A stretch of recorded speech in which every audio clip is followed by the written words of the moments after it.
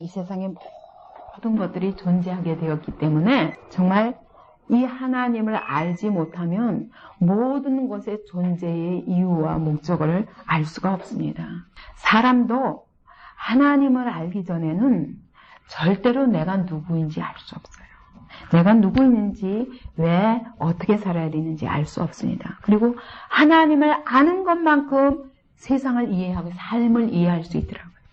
하나님이 모든 것의 근원이시기 때문에 그분을 이해하는 것만큼 우리가 오늘 우리의 삶의 모든 이런 있는 여러 가지 문제들에 대해서 내가 바로 이해하게 되고 바로 보게 되더라고요.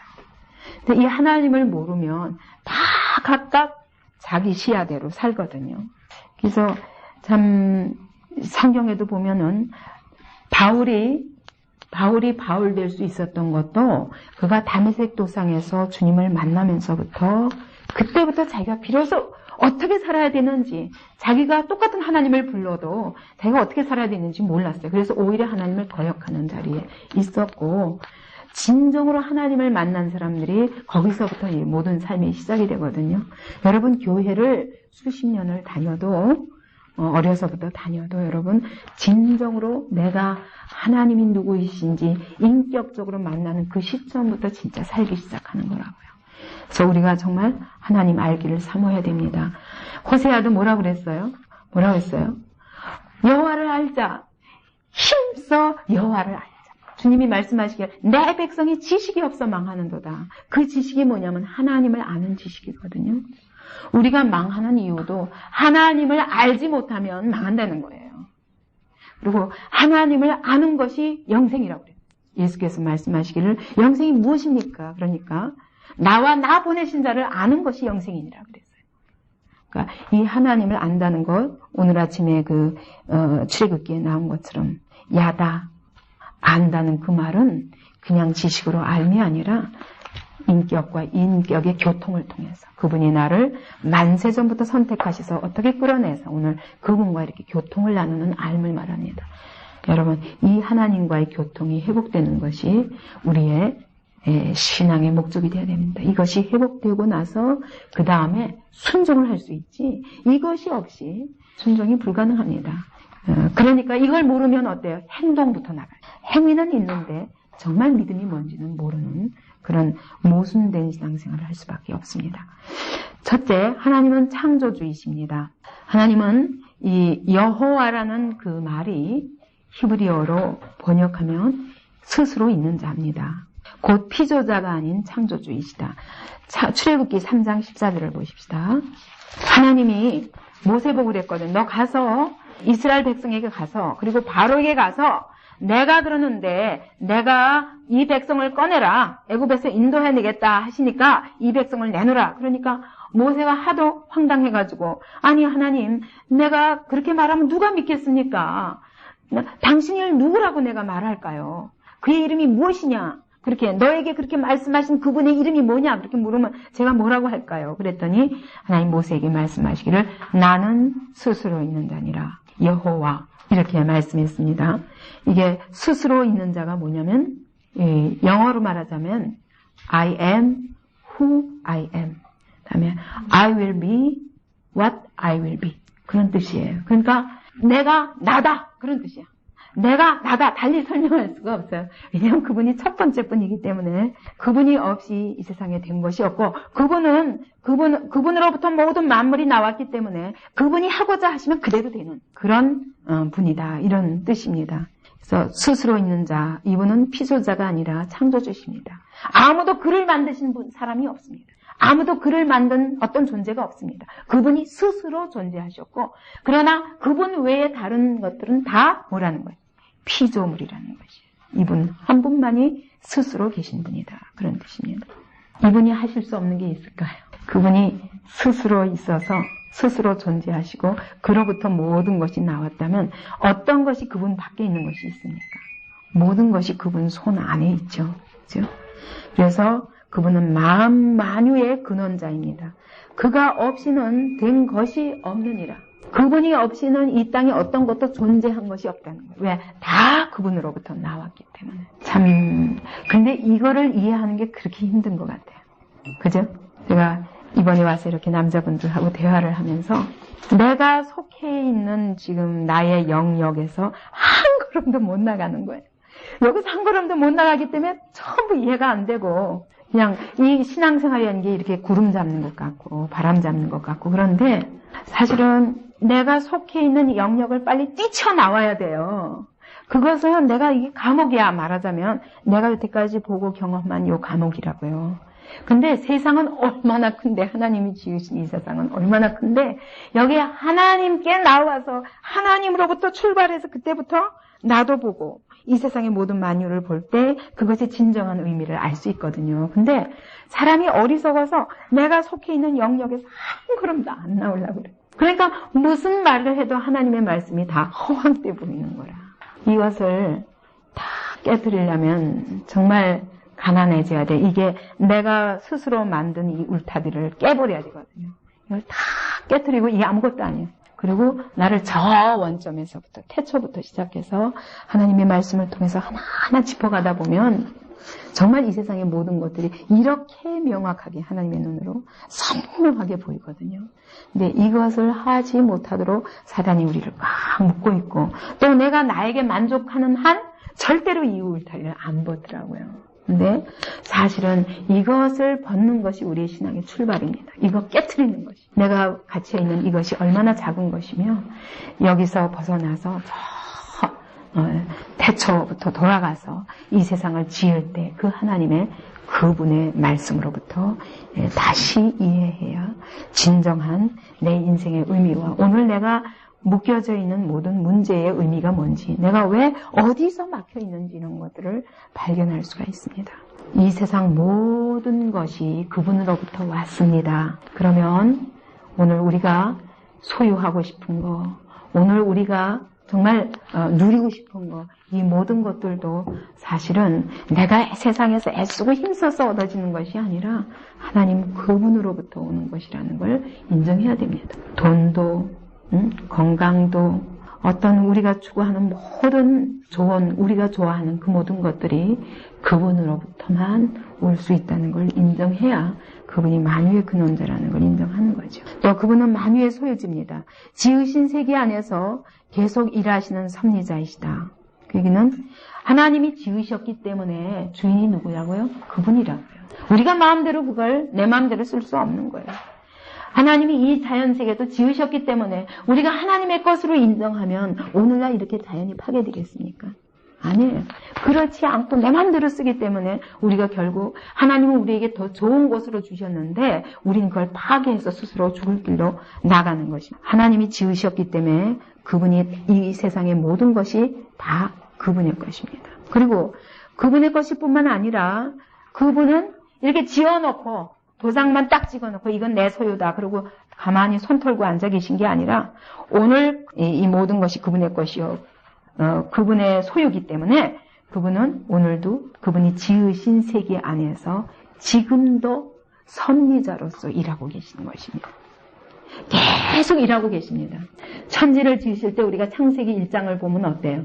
하나님이 태초에 빛이 있으라 하시면 빛이 있었고 그 다음에 어떻게 하라 물과 물로 나뉘라 그러니까 나뉘고 이렇게 지어져 가는 과정을 봤듯이 그걸로 끝난 게 아니라 하나님이 동일하시게 그 시대에 말씀으로 말씀하심으로 그 말씀 그대로 이루어져서 오늘 이것이 있는 것처럼 오늘도 그분이 말씀을 통해서 이 세상을 다스리고 계신다고 지으시고 오늘도 계속 운영하고 계시다니까. 그래서 사람들이 그러죠. 그리스도인들은 귀에 걸면 귀걸이, 코에 걸면 코걸이. 맨날 하나님, 뭐 이래도 하나님이 하셨다고 그러고 저래도 하나님이 하셨다고. 그러고서는 이렇게 비웃지만 그게 하나님이 오늘도 이 세상 안에서 계속 일하고 계시기 때문에 모든 것에 그분의 손을 떠나서 되어지는 일이 없다니까요. 우리의 모든 걸음에 그분이 인도하시지 않는 일이 없다니까요. 그분이 간섭하시지 않는 일이 없다니까요. 그것이 고난이라 할지라도 하나님 모르시나? 아니라니까요. 그분이 아시는 속에서 오늘 이루어지고 있고 그러면 그분이 아시면 내가 그분을 의뢰하는 한 반드시 그분이 이루실 것을 믿어야죠. 그렇죠? 여러분의 모든 걸음을 그분의 섭리 아래에 있는 것을 인정하십시오. 이게 하나님을 인정하는 것입니다. 느헤미야 9장 6절 같이 읽으십시다.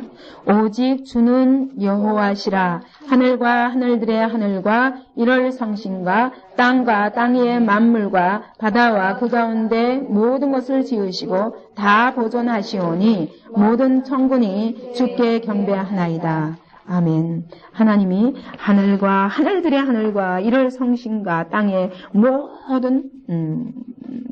모든 것들과 그 다음에 하나님이 그 가운데 바다와 모든 것들을 하나님이 지으셨을 뿐만 아니라 오늘도 보존하시오니, 여기는 그분이 붙드시기 때문에 산이 그 자리에 있고, 그분이 붙드시기 때문에 바다가 그 자리에 있고, 하나님 붙드시기 때문에 오늘 내 생명이 그 자리에 있고, 이것을 신하라는 거죠. 역대상 29장 11절 12절 다 같이 읽죠. 여호와여, 강대하심과 은과 영광과 이김과 위엄이 다 주께 속하여 싸우니 천지에 있는 것이 다 주의 것이로소이다. 여호와여, 주권도 주께 속하여 싸우니 주는 높으사 만유의 머리심이니이다. 부와 기가 주께로 말미암고 또 주는 만유의 주제가 되사 손에 권세와 능력이 있사오니 모든 자를 크게 하심과 강하게 하심이 주의 손에 있나이다. 아멘. 정말 이것이 우리의 고백이 되기 바랍니다. 모든 것이 주께로부터 옵니다. 주님을 소유하는 자가 모든 것을 소유하는 자입니다. 가장 부유한 자입니다. 만유가 주님의 소유요. 그분이 오늘도 계속 만유 속에서 일하고 계십니다. 그래서 저는 그런 생각을 하게 됩니다. 그리스도인들이 때로 이렇게 불행을 만나요. 우리가 이해할 수 없는 불행을 만나는데, 예를 들면 사랑하는 남편이 갑자기 간다든가, 내가 사랑하는 자녀가 갑자기 간다든가, 그럴 때 완전히 그냥 이 신앙을 잃어버리고 막 하나님께 대하여 막 원망하게 되거든요. 하나님이 아시는 가운데 이루어진 일이라는 걸 시인해야 돼요. 정말 그리스도인이라면. 안 그래? 그러면 하나님이 하신 일이면 어떻게 해야 돼요? 그때. 우리가 그런 날이 만약 그가 하나님 없이 갔다면 정말 애통하고 막 정말, 그때는 정말 내가 내 가슴을 쳐야 돼요. 복음 전하지 못한 것에 대해서. 그러나 그가 하나님을 알고 분명히 갔다면 감사할 수밖에 없어요. 그런 일들이 하나님의 손 안에서 이루어진 일임을 신해야 돼요. 신하고, 그때 정말 우리의 신앙 고백이 나타나는 것 같아요. 그러니까, 제가 많은 장례를 치렀었거든요. 목회하면서. 근데 그럴 때마다 참 안타깝다고.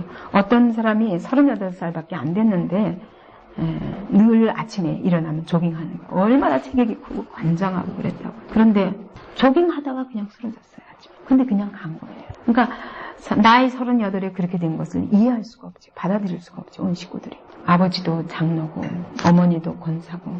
그래도 막 그게 용납이 안 되는 거야. 하나님 앞에서. 근데 그럴 때 보면 우리의 신앙의 정체가 나타나요. 사실은 그것이 하나님이 오늘도 우리 생명의 소유주요. 하나님이 오늘도 우리의 모든 그 환경과 그 삶을 다스리시는 부인이심을 인정하지 못하는 거거든요. 그래서 그때 우리가 전폭적으로 주님 앞에 어떠한 불행이라 할지라도 그 불행 속에 하나님의 선하신 뜻이 있음을 믿고 고백할 수 있어야 돼요. 실제로 우리의 삶이 그래야 되거든요. 정말 그래. 이게 진정한 고백. 이게 그냥 머리의 지식으로가 아니라 정말 그렇습니다. 정말 그렇습니다. 주님 앞에 인정하면 우리의 삶의 모든 사건 속에서도 이 동일한 고백이 있어야 되거든요. 이건 말씀이에요. 모든 것이 주께로 말미암는다고 그랬잖아요. 부와 기와 뿐만 아니라 우리의 생명과 모든 우리의 걸음이 오늘도 그분이 지으셨을 뿐만 아니라 이 삶 가운데서 섭리하고 계심을 인정하라고 성경에 말씀하시는데, 우리가 그렇지 않은 자리에 있으면 우리는 어떻게 생각해야 되냐면, 내가 잘못된 자리에 섰구나. 이걸 고백해야 되거든요. 근데 우리는 뭐라고 생각하냐면, 내가 안 되니까 그게 어떻게 가능합니까? 이렇게 하고 달려든다고 하나님 말씀 앞에서. 이게 믿음이 아니라. 믿음이 아니에요. 그래서 절대적인 하나님의 말씀에다가 기준을 두고 나의 생각을 바꿔 가야 되거든요. 이게 내가 잘못된 거거든. 하나님을 모르고 출발하는 인생이 가지고 있는 모든 생각과 이 가치관이 잘못된 건데, 이것들을 전제로 해놓고 하나님의 말씀을 그 뒤에다 놓고 오히려 하나님의 말씀을 판단하는 것 같은 자리에 놓여지는 것이 이게 믿음이냐 말이죠. 아니죠. 그래서 우리는 성경 공부를 통해서 성경을 접하면서 성경에다가 성경의 모든 가치관에다가 나의 가치관을 맞춰야 됩니다. 그게 신앙이에요. 그렇지 않기 때문에 우리가 얼마나 이 땅에 살면서 고난을 겪고 있는지 몰라요. 왜냐하면 잘못된 생각 때문에. 잘못된 생각의 문제라니까. 내 마음이 뭐가 잘못된 것을 생각하고 있으면 그것 때문에 얼마나 많은 문제가 꼬이는지 몰라요. 오늘 아침에도 누구하고 얘기하면서 내가 잘못 보았기 때문에 그 잘못된 시각으로 말미암아 모든 문제가 꼬여서 결국 문제가 이렇게 커지고 막 고통스러워지는데, 딱 이 마음을 하나님의 시각에다 딱 맞춰놓으면 이 문제가 삽시간에 다 없어진다니까. 우리가 실제로 그렇게 하고 살고 있다니까요. 그러니까 나를 고칠 생각을 안 해. 근데 이걸 가지고 성경에서 뭐라고 그러냐면 완악한 백성이라고 말해요. 완악하다고 말하는 거예요. 보아도 보지 못하고 들어도 깨닫지 못하는 거라 말씀하시면서 하나님의 말씀에다 시각을 딱 맞춰놓으면 아무 문제가 안 될 것을 가지고 일평생 내가 고통하는 거라. 그러니까 우리가 이렇게 성경 공부하면 여러분 진짜 여러분의 가치관이 말씀으로 바뀌기 바랍니다. 아주 내가 그게 제일 안타까운 거예요. 왜 이런 성경 공부를 또 하고 또 하냐면은 그게 안 되기 때문에, 실제가 되지 않기 때문에. 응? 머리로는 공부했는데 나의 신앙 고백이 실제로 되지 않으면 그게 무슨 공부냐고요.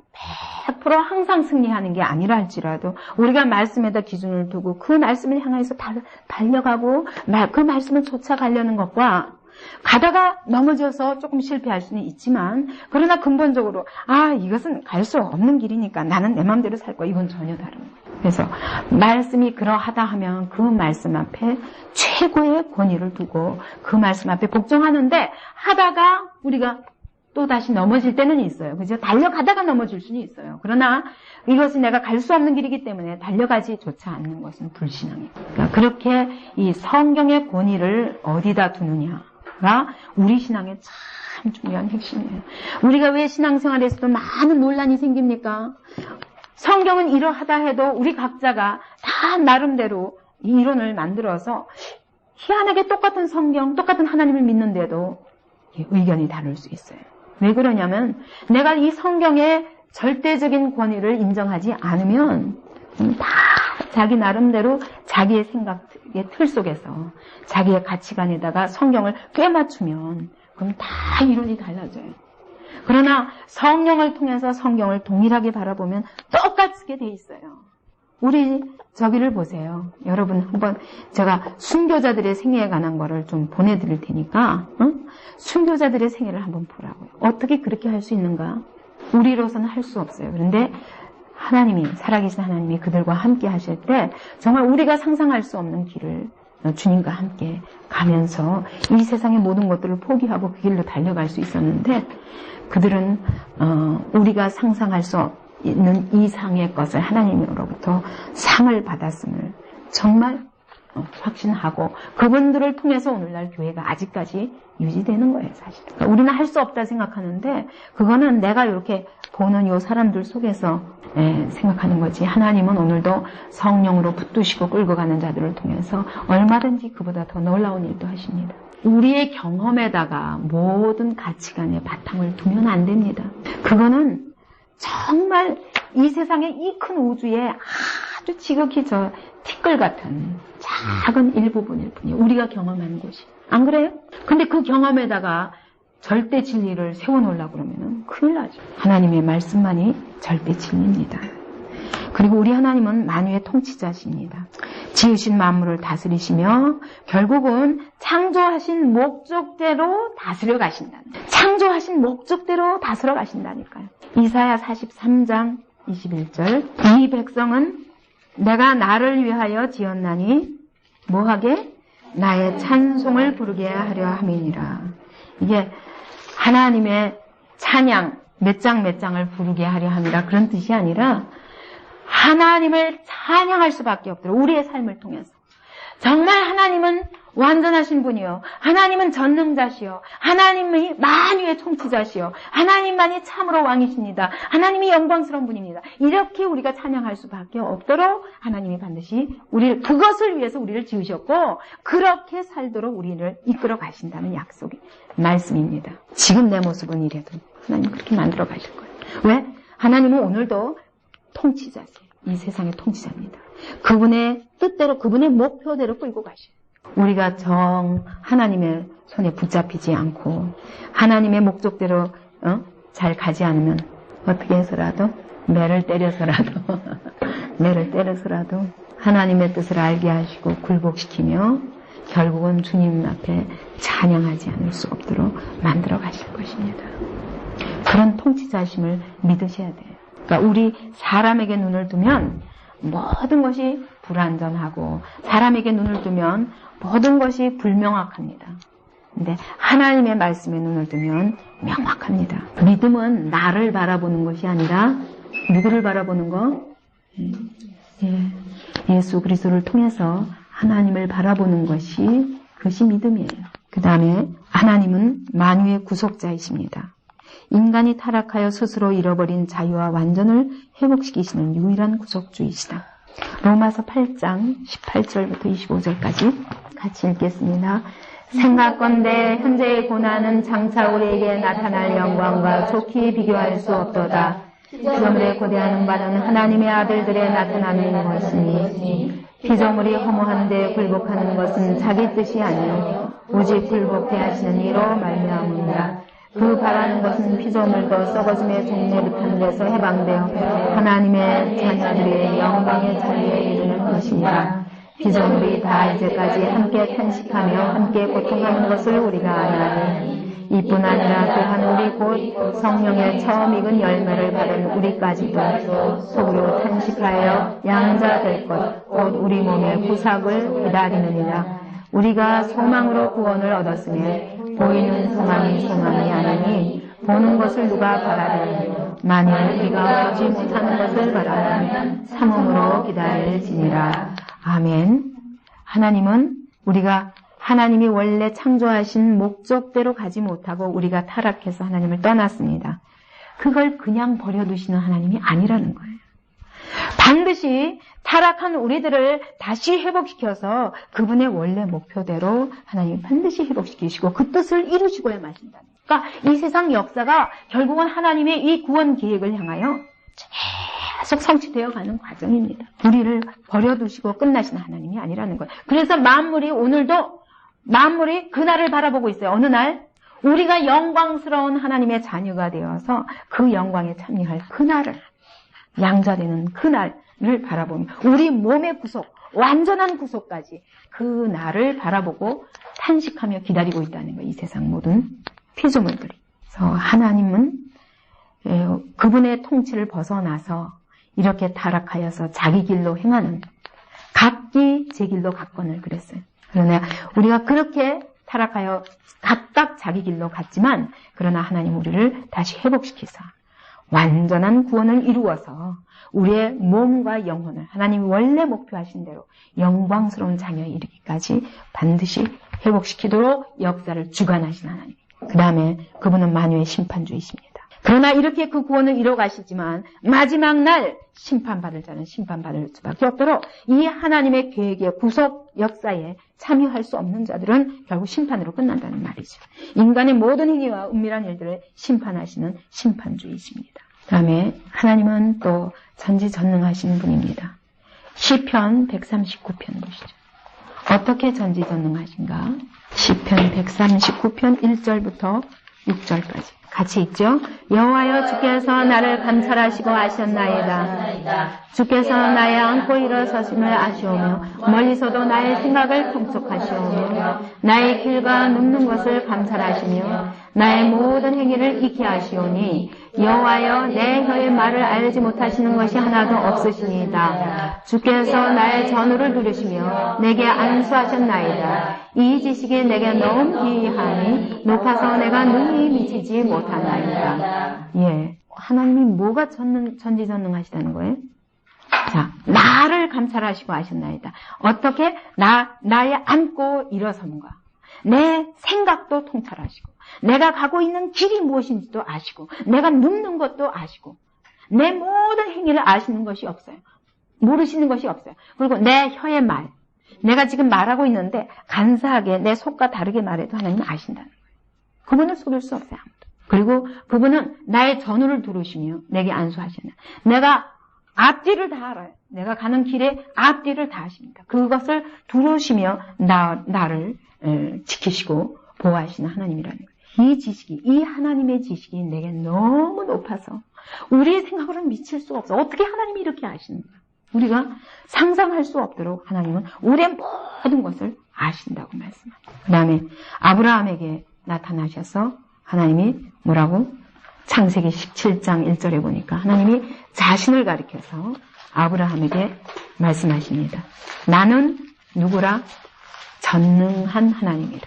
너는 내 앞에서 행하여 완전하라. 나이 99세가 이르도록 하나님이 약속하신 자녀는 주지 않으시고 환경 속에서 이스마엘을 가졌다가 또 그 가정이 파괴되고 많은 고통을 겪으면서 아브라함의 마음이 말할 수 없이 정말 이게 하나님의 약속이 맞는가? 아마 이런 좌절에 빠져 있었을 거예요. 그때 하나님이 나타나셔서 나는 전능자라.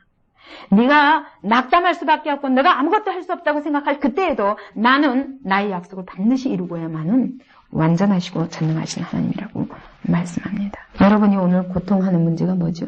하나님은 사람을 통해서 일하시기 때문에 내가 하나님이 이루실 줄을 믿으면 어떻게 해야 돼요? 내가 그 통로가 되도록 그렇게 나를 드려야 되거든요. 근데 그걸 안 하면서 하나님이 하실 거야. 이거는 믿음이 아니라니까.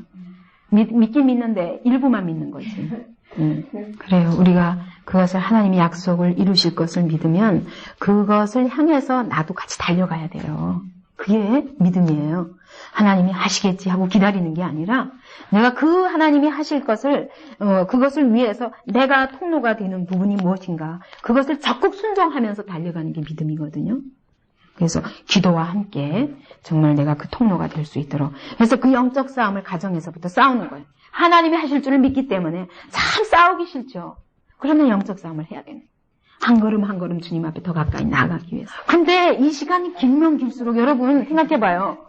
내가 이거 헛된 것, 이거 언젠가 없어질 것을 이거 오랫동안 이것이 내 것인 양 착각하고 붙잡고 있는 것만큼 세월은 지나가고 있다고요. 그럼 뭘 잃어버리는 거예요? 돈이 중요한 게 아니라 내 젊음과 이 세월을 잃어버리고 있다니까. 근데 이걸 어차피 잃어버릴 거 왕창 빨리 없어지면 어떻게 해요? 그러면 하나님께서 얼른 자리를 바꾸게 하실 거잖아요. 그때부터 있게 하시는 것으로 하나님의 온전한 영광을 드러낼 수 있거든요. 그러니까 그게 잃어버리는 게 아니라니까. 원래 내 것이 아니야, 그게. 내 것이 아닌데 붙잡고 있는 거야, 하나님 밖에서는. 아무리 갖고 있어도 내 것이 아닙니다. 근데 딱 자리를 바꿔서 하나님 안에서 가진 것은 아무것도 보이는 것이 없어. 그러나 믿음으로 쌓은 것까지도 나중에 하나님이 엄청난 것으로 주시니까 이게 진짜거든. 그러니까 그게 내 안에서 벌써 시각이 딱 분명해야 담대하게 남편을 위해서 기도하고 이런 영적 싸움을 할 수 있는데 내 자신이 결론이 안 나니까 진짜 그래요. 저 같은 경우도 그렇게 사실 뭐 세상에서 그런 위치에 있으면서 얼마든지 명예와 뭐 권세와 이런 것 가지고 그렇게 살 수 있고 돈까지도 그렇게 살 수 있는 자리에서 하나님 절대로 주지 말라고 그랬는데 안 주셨나면 나중에 보니까 다 주셨어요. 그런데도 한 고비를 주셨어요. 엄청나게 이 모든 것, 요만한 작은 사건으로 인해서 완전히 명예와 권세와 돈과 이 모든 것을 다 잃어버릴 위기에다 딱 한 번 두시더라고요. 그때 본인의 입술로 하나님 내가 이제는 이런 것을 위해서 하나님이 나를 이 자리에 두신 것이 아니라 하나님의 나라를 위해서 두셨으니 하나님 내가 이제 이 목표를 바꾸겠다는 확실한 결단을 하고 이제 나의 삶의 목표가 이런 것의 추구가 아니라는 고백을 한번 받아내시더라고요. 그때요, 저는 7일 금식하고 저희 남편은 3일 금식하고 직장 생활하면서 이 사람은 한 끼도 안 먹으면 이게 위가 원래 안 좋기 때문에 그때 그 사흘을 금식을 하는데 뭐 토하고 난리가 났었어요. 이게 속이 안 좋아서. 그럼에도 불구하고 너무 급박한 기도니까 그렇게 하지 않을 수 없도록 기도하시고 그때 기가 막힌 게 이렇게 붙잡고 같이 기도하는데 그러더라고요. 하나님 내가 이제까지 돌아보니까 내가 하나님보다 돈을 더 사랑했습니다. 내가 돌아보니까 내가 명예를 하나님보다 더 사랑했고 세상의 권세를 하나님보다 더 사랑했습니다. 이제 이후로는 오직 하나님만 사랑하며 살겠습니다. 이 모든 것 다 가져가셔도 좋으니 나를 하나님 앞에 세워달라는 기도를 한번 하는데 그때 내가 그 기도를 들으면서 이제 이 문제는 끝났다 그래. 그때 그가 기도하고 있는 문제는 이미 끝났구나. 하나님이 이 고백을 받아내시려고 이 사건을 주셨구나. 딱 그 믿음이 오더라고. 물론 그때로부터 완전히 자유하게 되는데 몇 년이 걸렸어요.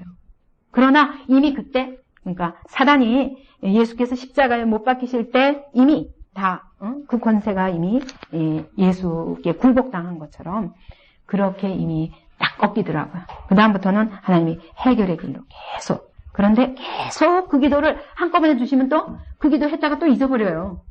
그렇기 때문에 그 기도를 또 확인하고 또 확인하고 또 확인하기 위해서 많은 시간이 걸리게 하지만 그때 벌써 하나님이 딱 들으셨어. 응답하셨다는 걸 알았어.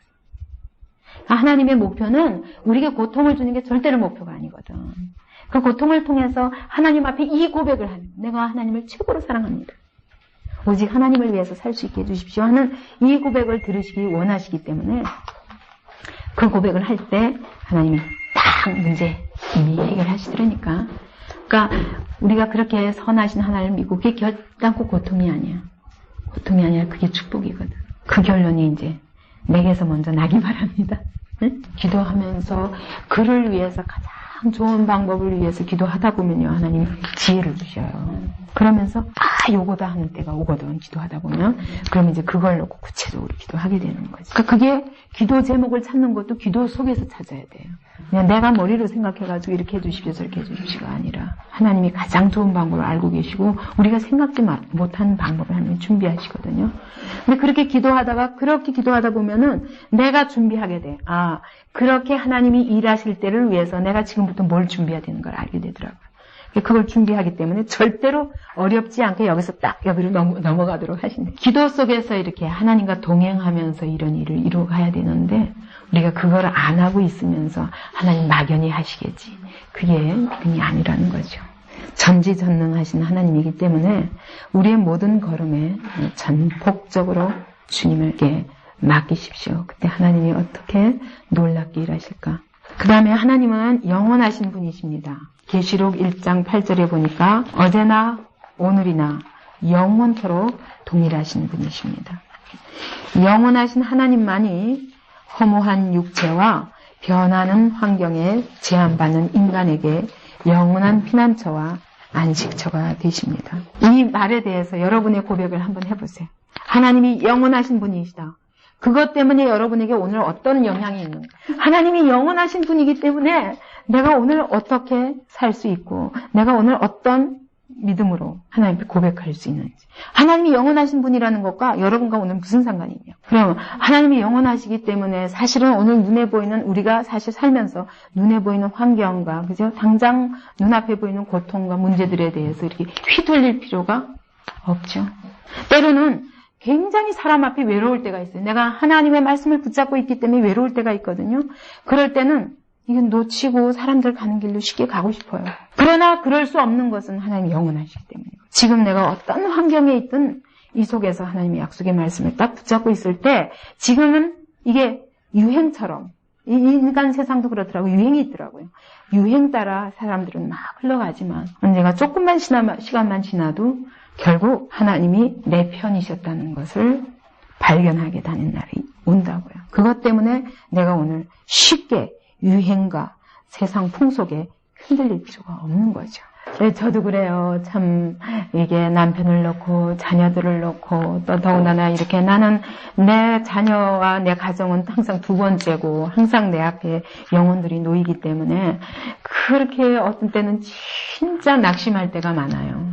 그리고 내가 이런 싸움을 이렇게 해야 되나 그런 생각이 들 때가 있어요. 근데 중요한 거는 여러분 진짜 영원하신 하나님이고 절대 변하지 않은 영원 불변하시고 전지전능하시고 완전하신 사랑 이런 것들을 믿는다면 여러분 믿음은 뭐라고요?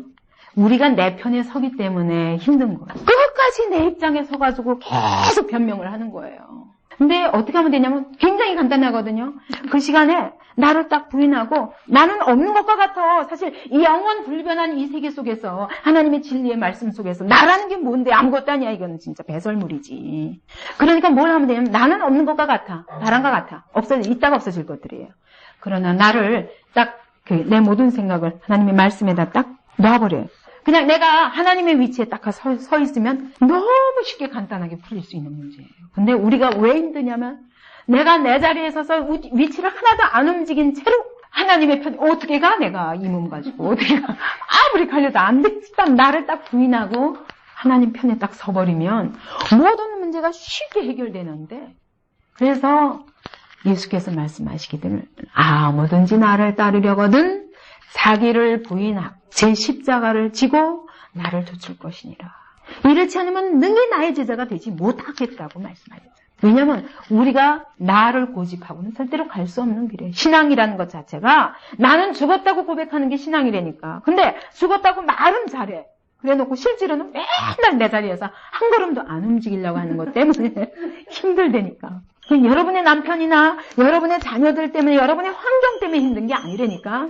내가 이 자리에서 안 움직이는 것 때문에 힘들어요. 그래서 여러분 진짜 하나님의 말씀이 진리라고 믿어진다고 고백한다면 여러분 나는 부인하세요. 언제든지 무슨 사건을 보든지 내 생각과 내 감정과 이건 딱 제하고 하나님 말씀편에 딱 서서 보면요. 너무 간단해요. 너무 간단해요. 그게 믿음이에요.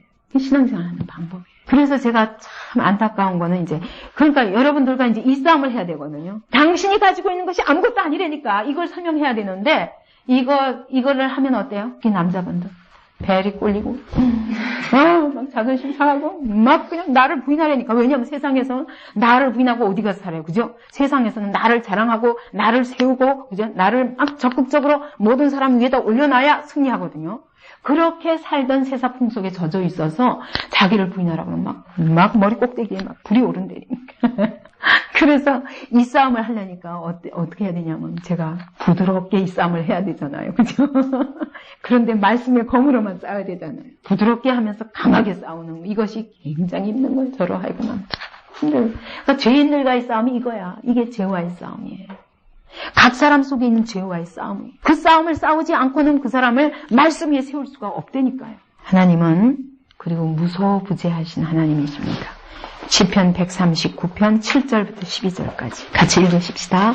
내가 주의 신을 떠나 어디로 가며 주의 앞에서 어디로 피하리이까. 내가 하늘에 올라갈지라도 거기 계시며 음부에 내 자리를 펼치라도 거기 계시니이다. 내가 새 날개를 치며 바다 끝에 가서 거할지라도 곧 거기서도 주의 손이 나를 인도하시며 주의 오른손이 나를 붙드시리이다. 내가 혹시 말하기를 흑암이 정녕 나를 덮고 나를 두른 빛은 밤이 되리라 할지라도 주에게는 흑암이 숨기우지 못하며 밤이 낮과 같이 비추나니 주에게는 흑암과 빛이 일반이니이다. 주께서 내 장부를 지으시며 나의 모태에서 나를 조직하셨나이다. 우리가 하나님을 피해서 어디로 갈까? 하늘에도 거기도 계시고 바다 거기도 끝에도 거기도 계시고 음부에 내 자리를 펴도 거기도 계시고 흑암 캄캄한 데 가면 숨을 수 있을까? 흑암도 숨기지 못하고 그 다음에 내가 모태에 있을 때에도 거기서부터 나를 주님께로부터 숨길 수 없다. 우리 주님은 아무도 그분을 피하여 살 수. 여러분이 어떤 환경, 어떤 자리에 놓이든지 그 자리에 주님이 여러분을 불꽃 같은 눈으로 보고 계심을 날마다 인식하고 사는 것이 여호와의 목전에서 사는 거예요. 그런데 우리가 마치 하나님께 숨길 수 있는 것처럼 거기서 내가 내 마음대로 산다면 그게 뭐예요? 주의 여호와의 목전에서 악을 행하여 싸우니. 그게 그 말이에요. 우리가 그분으로부터 피할 수 없는데도 마치 그분이 안 보시는 것처럼 어느 순간 우리가 내 마음대로 할 때 그것을 주님께서 말씀하시기를 여호와의 목전에서 악을 행하였어요. 사사기에 보면 계속 이스라엘 백성이 여호와의 목전에서 악을 행하였더라. 우리가 그분의 임재 앞에서 피할 수 없는 것을 인식해야 됩니다. 그래서 중국 땅에 가도 거기도 계시고 한국 땅에 가도 거기도 계시고 여러분이 중국에서 한국으로 옮긴다고 뭐가 달라지는 게 아니고 그죠? 여기서 중국에서 미국으로 환경을 옮긴다고 여러분의 삶의 조건이 나아지는 게 아니라 어느 땅이나 동일하게 계신 하나님 앞에서 순종하고 있으면 하나님이 여러분에게 최고의 것을 주신지 믿으시라고요. 그러니까 환경 탓을 하면 안 돼요. 그 다음에 하나님은 창조주시며 어떠한 성품을 가지셨는가를 쭉 찾아봤습니다. 두 번째로 하나님은 자신을 계시하시는 인격적인 하나님이십니다. 말씀으로 천지를 창조하셨습니다. 하나님이 가라사대 어떻게 빛이 있으라 하심에 그대로 되니라 했거든요. 그러니까 이 세상의 창조의 시작이 말씀으로 시작되었습니다. 왜요? 왜? 하나님은 말씀이세요. 하나님은 영이시기 때문에 말씀을 통해서 영이신 하나님은 형상으로 일하시는 분이 아니라 말씀을 통해서 일하시는 분이십니다. 그 말씀하시고 그 말씀을 이루시는 방법으로 오늘도 역사를 움직이고 계신다고요. 그러니까 역사를 움직이시고 우리 사람들을 각 사람을 구원하시고 이루시는 모든 방법이 뭐라고요? 뭘 통해서? 말씀을 통해서. 그래서 하나님의 말씀을 정말 절대자이신 하나님의 형상처럼 마치 형상을 보듯이 여러분 말씀 앞에서 그렇게 떠는 자가 진짜 하나님의 존존 앞에서 사는 자예요. 근데 우리가 말씀이기 때문에 문자라고 생각하고 이것을 글이라고 사람의 글처럼 생각하고 그리고 말씀을 무시하고 거기 그 말씀 앞에서 끊임없이 변명이 많은 거예요. 우리의 환경은 이렇고 인간이 어떻게 할 수 있으며 끊임없이 많은 변명을 하는 것이 하나님의 존존 앞에서 하나님을 거스르는 것과 같아요. 아모스서 3장 7절입니다. 주 여호와께서는 자기의 비밀을 그종 선지자들에게 보이지 아니하시고는 결코 행하심이 없으시리라. 예, 하나님은 말씀하시고 이루시고 말씀하시고 이루시는 하나님이기 때문에 반드시 선지자들에게 하나님의 모든 말씀을 다 나타내시고 나서 그 일을 이루신다니까요. 오늘도 하나님이 이렇게 일하시는 방법이 우리들에게 정말 하나님의 뜻을 알기를 사모하는 자들을 통해서 하나님의 뜻을 다 보여주십니다. 다 보여주시고 그의 입술을 통해서 많은 사람들이 깨닫지 못하는 사람들에게 선포하게 하시고 그리고 그대로 이루어 가시는 하나님입니다. 그래서 여러분 사람이라 할지라도 정말 하나님의 영에 붙들려서 하는 말을 하나님의 음성으로 듣는 믿음이 있어야 돼요. 그때 그 사람을 통해서 주시는 말씀을 하나님의 음성으로 들을 수 있는 믿음이 있어야 돼요. 그러니까 이렇게 말씀을 두려워해야 된다고요. 하나님 말씀을 통해서 일하시고 말씀을 통해서 오늘도 역사를 움직이시기 때문에 말씀 앞에서 여러분 두려워 떠세요. 이게 참 안 돼요. 그리스도인들이 하나님 앞에서 하나님의 말씀 앞에서 뺀질뺀질해요. 이유가 막 근본적으로 이건 믿음이 아닙니다. 믿음이 잘못 심겨져서 정말 우리 안디옥 식구들은 정말 말씀 앞에서 두려워 떠는 성도들이 되기 바랍니다. 그럴 때 여러분이 그 말씀 앞에 순종할 수 있고 순종할 때 하나님의 그 말씀의 모든 약속들이 여러분의 발걸음이 그대로 이루어진다니까요. 이게 얼마나 큰 축복인데. 그리고 사실 오늘 이 자리까지 하나님이 그렇게 일해 오셨어요. 그동안에.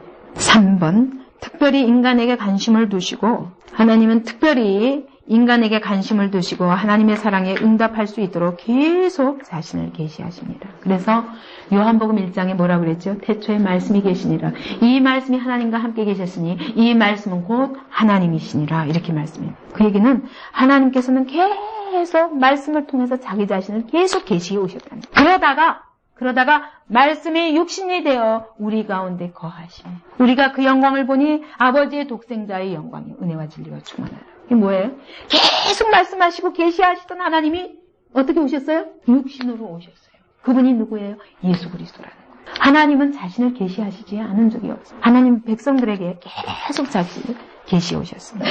제일 먼저 어디다 계시하셨냐면 창세기 1장 27절에 보니까 하나님이 우리를 하나님의 형상대로 지으셨다고 그랬거든요. 인간 안에 하나님을 계시하셨었어요. 그래서 만물이 사람 속에 계신 하나님을 보고 두려워 떨며 사람에게 복종할 자리에 두셨어요. 우리가 하나님과 함께 내 안에 계신 하나님을 계시하는 자리에 있는 한 우리는 세상을 정복하고 다스릴 존재였다고요. 그러다가 우리가 그 하나님을 떠났기 때문에 하나님께서는 계속 각 개인에게 일하시면서 그들을 통해서 성경을 이루셨습니다.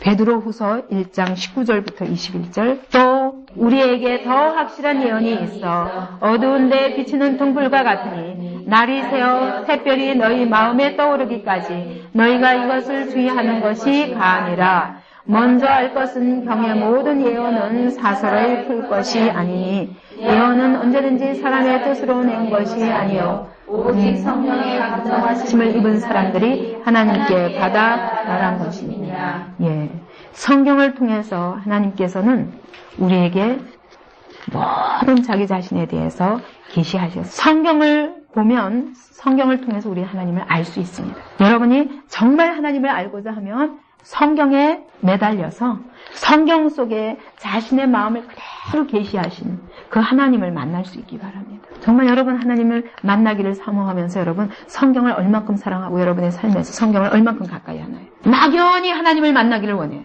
막연히 이렇게 둥둥 떠가지고 뭐 꿈속에서 만나고 무슨 환상을 통해서 만나면 그건 굉장한 하나님인 줄 알고 성경을 통해서 이렇게 분명하신 하나님을 나타내 주셨는데도 성경을 사모하지 않아요. 너무너무 우리가 속보있고 어리석은 것입니다. 여러분 정말 성경을 통해서 하나님을 아실 때 가장 정확하게 만날 수 있어요. 성경을 지식으로가 아니라 성령의 조명하심을 따라 성경을 볼 때 거기에 하나님의 마음이 다 담겨있거든요. 성경을 통해서 여러분이 하나님의 마음을 받을 수 있습니다. 지으신 만물을 통해서 로마서 1장 20절 보니까 하나님은 자기 자신을 여러 가지 방법으로 계시하십니다.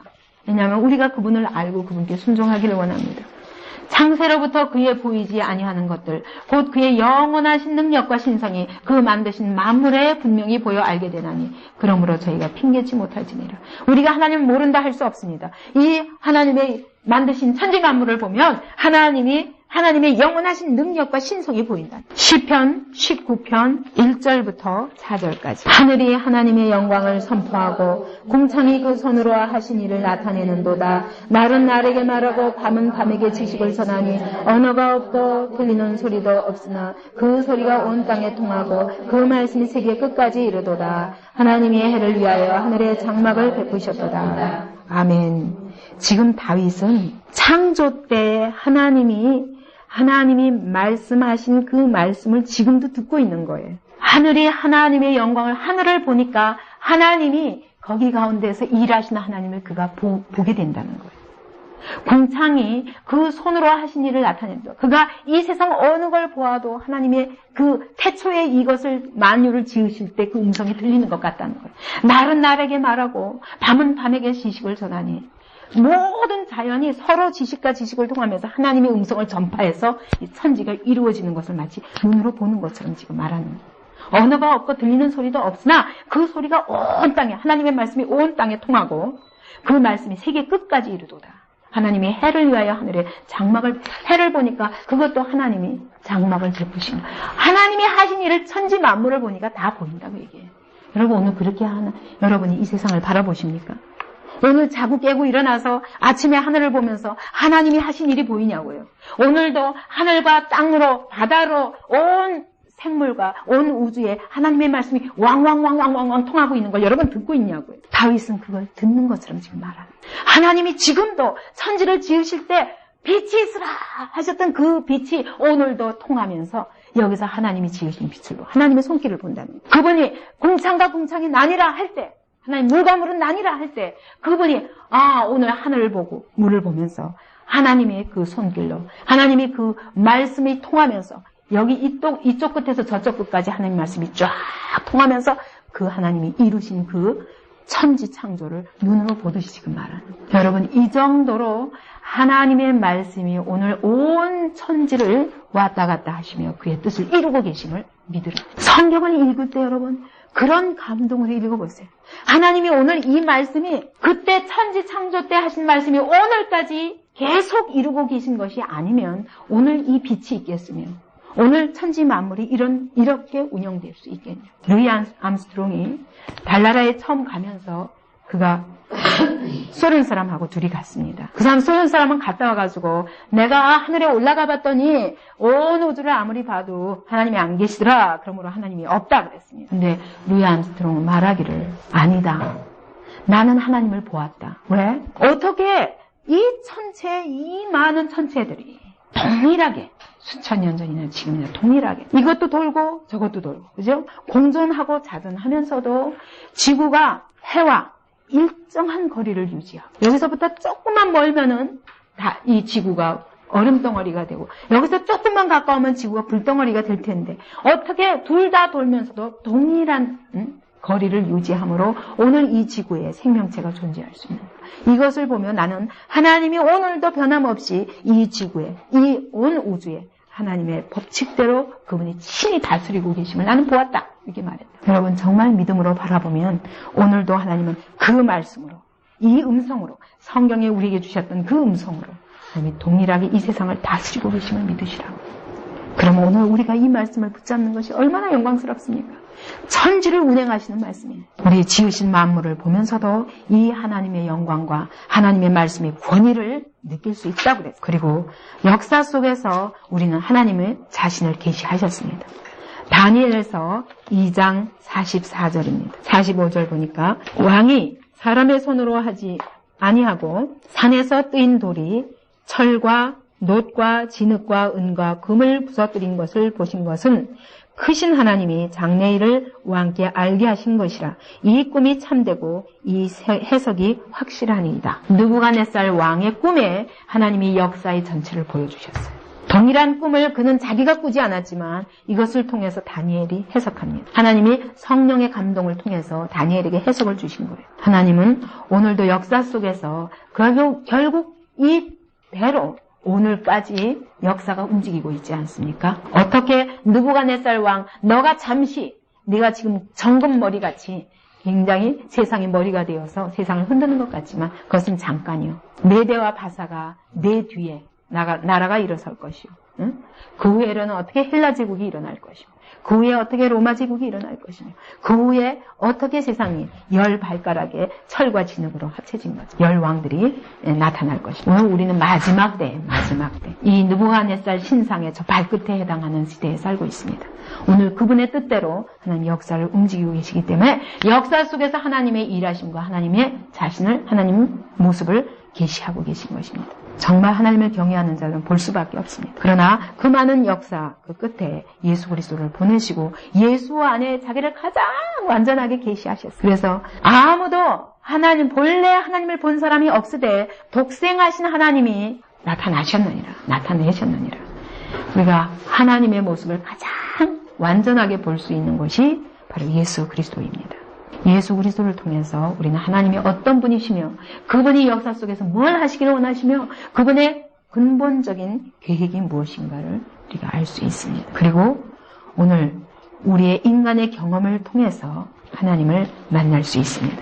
요한복음 15장 26절 내가 아버지께로서 너희에게 보낼 보혜사 곧 아버지께로서 나오시는 진리의 성령이 오실 때에 그가 나를 증거하실 것이요. 오늘 우리는 다 성령을 받은 자들입니다. 그 내 안에 계신 성령께서 날마다 하나님을 증거하실 것입니다. 이게 히브리서에 또 나오는데 나중에 새 교재를 보시기 바랍니다. 히브리서에서도 우리 각 사람이 다 하나님의 일을 우리의 삶 속에서 하나님이 친히 이루시는 일들을 경험하게 될 것을 이야기합니다. 여기 2장, 히브리서 2장 3절 4절 보십시다. 우리가 이같이 큰 구원을 등한히 여기면 어찌 피하리요? 이 구원은 처음에 주로 말씀하신 바요. 들은 자들이 우리에게 확증한 바니 하나님도 표적들과 기사들과 여러 가지 능력과 및 자기 뜻을 따라 성령에 나눠주신 것으로서 저희와 함께 증거하셨느니라. 오늘 우리 안에 성령이 계셔서 그 성령님이 함께 하심으로 우리의 걸음 속에 많은 표적들과 기사들을 통해서 하나님의 친히 함께 하심을 계시하십니다. 그래서 성령 받고 성령님과 동행하며 성령님께 순종하는 자들을 통해서 하나님이 온갖 기적과 이사를 통해서 하나님이 오늘 살아계심을 하나님이 어떠한 분이신가를 예수를 믿는 자들 안에서 우리의 삶의 경험 속에서 나타내신다. 경험하셨습니까? 응? 야고보서 1장 5절에 보니까 5절부터 8절까지 이런 이야기가 있습니다. 너희 중에 누구든지 지혜가 부족하거든 모든 사람에게 후히 주시고 꾸짖지 아니하시는 하나님께 구하라. 그리하면 주시리라. 오직 믿음으로 구하고 조금도 의심하지 말라. 의심하는 자는 마치 바람에 밀려 요동하는 바다 물결 같으니 이런 사람은 무엇이든지 주께 얻기를 생각하지 말라. 두 마음을 품어 모든 일에 정함이 없는 자로다. 하나님은 우리가 구하는 대로 주시거든요. 그런데 우리가 온전하게 100% 믿지 못하고 우리 안에 요동하는 마음이 있어서 때로는 반은 세상에 또 반은 하나님께 이러면은 두 마음을 품어서 정함이 없기 때문에 주께로부터 확실한 것을 얻었다고 말하지 못하는 거거든요. 그래서 신앙생활을 하는데 여러분 100% 하나님께 딱 던지면요. 하나님께서 완전히 모든 걸음마다 함께 하심이 안 드러날래? 안 드러날 수가 없어. 나는 죽고 그리스도께서 내 안에 사십니다. 그러면 내 모든 걸음이 그리스도의 증거들로 나타나게 돼 있거든요. 그런데 우리가 이렇게 확실히 믿었어요. 그리고 주님이 내 안에 계셔요. 성령께서 인도하셔요.